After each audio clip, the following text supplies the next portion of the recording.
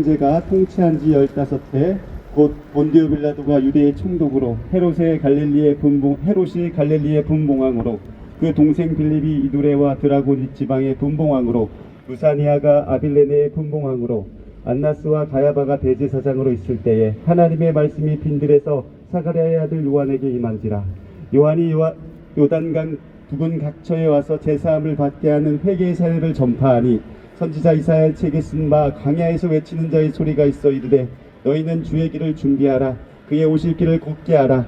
이 모든 골짜기가 메워지고 모든 산과 작은 산이 낮아지고 굽은 것이 곧아지고 험한 길이 평탄하여질 것이요 모든 육체가 하나님의 구원하심을 보리라 함과 같으니라. 아멘. 예. 여러분, 이 시간 우리 옆 사람과 이렇게 인사합시다.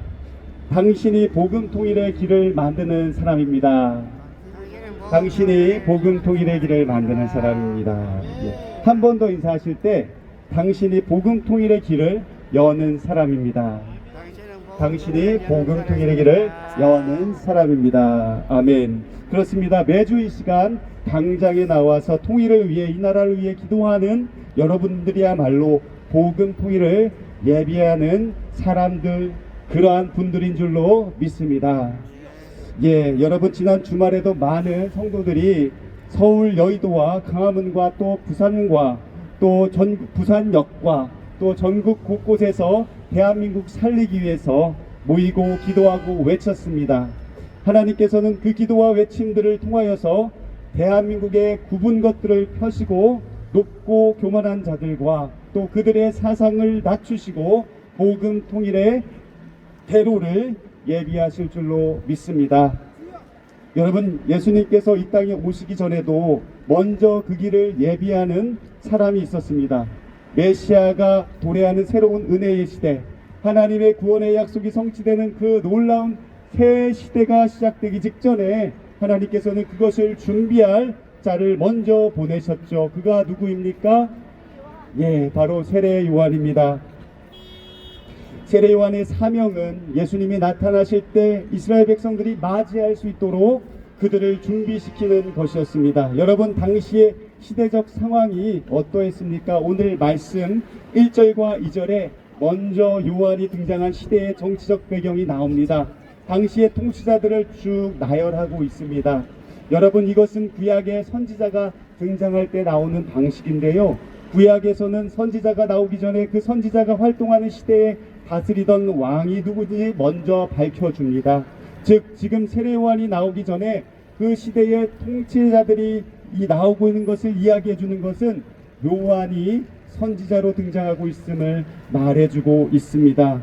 여러분, 이때는 구약 말라기 선지자 이후에 약 400년 동안이나 하나님의 계시가 없었던 침묵기입니다. 그 긴긴 침묵을 깨고 마침내 요한이 하나님의 메신저로 등장합니다. 그런데 당시의 통치자들을 살펴보면 이스라엘 백성들이 호의적이기보다는 이스라엘을 괴롭히는 인물들이었습니다. 빌라도와 헤롯과 유대 지도자들이 어우러져 이스라엘을 다스리고 있었는데 이 통치자들은 주로 하나님을 대적하는 편에 서는 자들이었습니다. 여기에는 대제사장 같은 종교 지도자들도 예외는 아니었습니다. 본문에 소개되는 통치자들을 보면 당시 이스라엘이 어떤 상황 가운데 있었는지 알려주고 있습니다. 바로 악한 통치자들 아래 짓눌리고 있음을 알 수 있습니다. 이것은 마치 이스라엘 백성들이 애굽에서 바로의 압제 아래서 고통받던 때를 떠오르게 합니다. 하나님께서 애굽에서 종살이하던 이스라엘 백성들에게 해방과 구원을 베풀어 주셨죠. 이와 같이 세례 요한이 당시에 이스라엘 백성들에게도 구원이 임하게 될 것을 그렇게 본문이 암시하고 있는 것입니다. 여러분, 정치적으로 또 종교적으로 이스라엘 백성들 압제와 고통 속에 있었습니다. 그들은 선지자들의 예언을 통해 약속하신 하나님의 위로를 기다리는 중이었습니다. 어쩌면 오늘 대한민국도 그와 같은 위기 속에 있습니다. 하나님을 두려워하지 않은 정치인들과 재판관들의 불의함, 정치적이고 또 종교적인 위기감이 가득합니다. 하나님의 도우심이 없이는, 하나님의 은혜와 구원이 없이는 도무지 소망이 보이지 않습니다. 또 오늘날 그 누구도 정치적으로 그 누구보다도 가장 극심한 압박과 고통을 받고 있는 자들이 누구입니까? 하나님의 위로와 구원이 절실한 백성들이 누굽니까? 바로 저 북녘의 우리 동포들, 추위와 배고픔으로 고통받고 있는 꽃제비 아이들, 중국의 인신매매로 팔려가 고통당하는 탈북 여성들, 또 중국 공안에 억류되어 북송될 위기에 놓인 탈북민들, 영문도 모른 채 러시아 전장에서 죽어가는 청년들이 아니겠습니까? 또 종교적으로 예수를 믿었다는 이유만으로 정치범 수용소에 갇혀 온갖 학대를 받고 있는 기독교인들이 아니겠습니까? 기독교 박해국가 1위, 전 세계에서 가장 기독교를 박해하는 북한 정권에서 신음하는 북한 동포들이야말로 하나님의 위로와 구원이 필요한 자들입니다.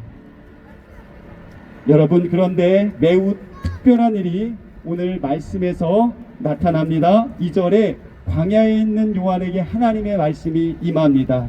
이사야서 예언처럼 광야에서 외치는 자의 소리로 요한이 나타납니다. 그러자 수많은 백성들이 그에게 모여드는데요, 한 곳이 아니라 요단강 곳곳 각각 부근에서 모여듭니다. 요단강이 정말 이곳이 이때는 명절도 아니고 또 이곳은 예루살렘 성전도 아닙니다. 그런데 왜 수많은 사람들이 요한에게 나왔습니까? 그들은 하나님의 말씀을 기다려왔기 때문입니다. 하나님의 백성들을 향한 그분의 약속과 말씀에 대한 간절한 목마름이 그들에게 있었기 때문입니다. 그런데 요한이 하나님의 말씀을 선포하기 시작한 것이죠. 3절에 그는 제사함을 받게 하는 회개의 세례를 사람들에게 전파했다고 말합니다. 이 회개의 세례를 받고자 사람들이 그에게 나왔던 것입니다. 여러분, 요한의 회개와 세례의 메시지는 지금껏 선지자들이 외친 회개의 메시지와는 차원이 다른 것이었습니다. 그것은 곧 임박한 주님의 오심을 맞이하기 위한 메시지였는데, 너희는 주의 길을 준비하라, 그의 오실 길을 곱게 하라. 세례 요한의 이 외침은 마치 고대의 왕이 행차할 때 전령이 앞서 나가서 왕의 길을 준비하는 소리와도 같았습니다. 그리고 요한이 간절히 호소하며 전파한 회개의 세례는 바로 왕 대신 예수님의 오실 길을 곧게 만드는 것이었습니다. 놀랍게도 수많은 백성들이 그 말씀 앞에 반응하여 왕이신 주님을 맞을 준비를 했습니다. 요한에게 회개의 세례를 받음으로써 과거의 제약길에서 돌이켜서 하나님께로 돌이켜 나왔습니다.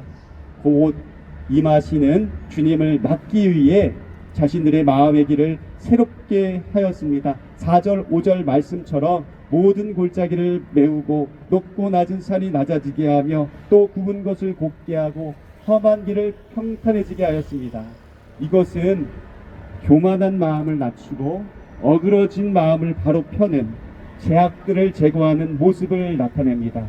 그러자 드디어 구원의 길이 그들에게 열렸습니다. 6절에 모든 육체가 하나님의 구원을 보리라 하신 말씀을 이루실 예수님의 오실 길이 예비된 것입니다. 성도 여러분, 요한은 백성들이 예수님을 맞이할 수 있도록 먼저 가서 백성들을 준비했습니다. 굽은 길들을 펴서 메시아의 길을 준비하였습니다. 하나님의 말씀을 따라 반드시 이루어질 구원의 약속을 믿고 그 길을 예비하였습니다. 그는 자신의 사명을 알았습니다. 그 사명을 이루기 위해서 그는 여호와의 말씀이 임하기를 기다리며 맥두기와 석청을 먹으면서 강야에서 기도했습니다. 마침내 독생자 예수 그리스도께서 나타나심으로 그 길이 완성이 되었습니다.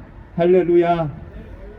세례 요한이 예수님이 나오시는 것을 봤을 때 요한복음에 이렇게 증언하죠. 보라, 세상 죄를 지고 가는 하나님의 어린 양이로다 라고 증언했습니다. 하나님께서는 우리의 죄를 대신하여 피 흘려 죽으실 어린 양 예수님을 이 땅에 보내심으로 구원의 길을 우리에게 활짝 열어주셨습니다. 할렐루야. 네, 사랑하는 기도 동역자 여러분, 요한은 2000년 전 이 땅에 임하실 예수 그리스도를 전파하는 메신저였습니다. 저와 여러분은 오늘 이 시대에 대한민국과 북한 땅에 온 한반도에 진정한 통치자로 오실 예수님을 전파하는 메신저들입니다. 진정 예수님께서 왕으로 다스리실 복음 통일의 대로를 준비하는 자들입니다. 이 민족 가운데의 산들이 낮아지듯 교만한 마음을 낮추고 굽은 길이 펴지듯 어그러지고 패역한 마음들을 돌이키게 하는 자들입니다. 또 세례 요한처럼 복음을 담대히 외침으로 예수님이 왕으로 들어오실 길을 내는 자들인 줄로 믿습니다. 그럴 때에 하나님께서 약속대로 이 땅에 구원을 베푸실 것입니다. 우리 주님께서 이 땅에 진정한 왕으로 오실 때에 이 땅에 하나님을 대적하는 거짓 통치자들과 혼란과 어둠은 모두 떠나가게 될 것입니다. 여러분, 세례 요한이 광야에서 외쳤던 것처럼 저와 여러분은 광장에서 계속해서 외쳐야 할 것입니다. 여러분, 마지막으로 나누고 싶은 것은 요한 자신의 삶은 평탄하거나 안락하거나 화려하지 않았습니다. 낙타털 옷을 입고 석청과 메뚜기를 먹으며 빈들에 지냈으며 마지막에는 악한 정치 지도자에 의해서 죽임을 당했습니다. 하지만 예수님은 그를 선지자 중에 가장 큰 자라고 칭찬해 주셨습니다. 오늘도 복음 통일을 위해 또 이 대한민국을 살리기 위해서 고초를 당하는 많은 분들이 있습니다. 그러나 그것이 결코 헛되지 않다는 것을 우리 모두는 알고 있습니다. 하나님께서는 약속대로 반드시 이 민족 가운데 복음 통일을 이뤄 주실 것입니다. 그 길을 준비하는 사람들이 여기 계신 한 분 한 분 여러분들이, 이 한 분 한 분 여러분들이 세례 요한인 줄로 믿습니다. 그 사명 끝까지 감당하는 여러분들, 저희 모두가 되기를 예수님의 이름으로 축복합니다. 기도하겠습니다. 하나님 아버지, 저희들을 이곳에 불러주셔서 정말 세례요한과 같이 담대히 외치게 하시니 감사합니다. 저희들을 통하여서 하나님의 길, 구원의 길, 복음 통일의 대로를 활짝 열어 주시옵소서. 감사하며 예수님의 이름으로 기도드리옵나이다. 아멘.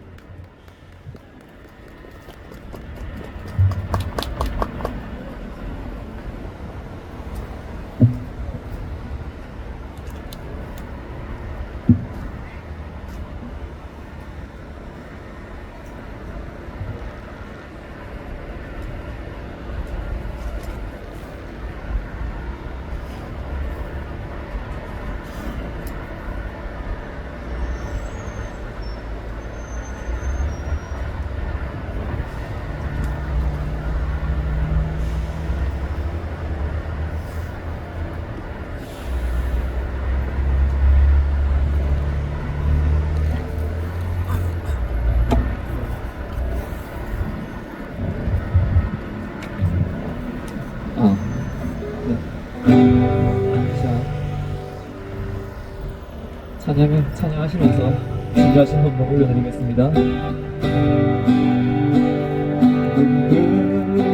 머리 들어라 등을 지어라 영원한 놈들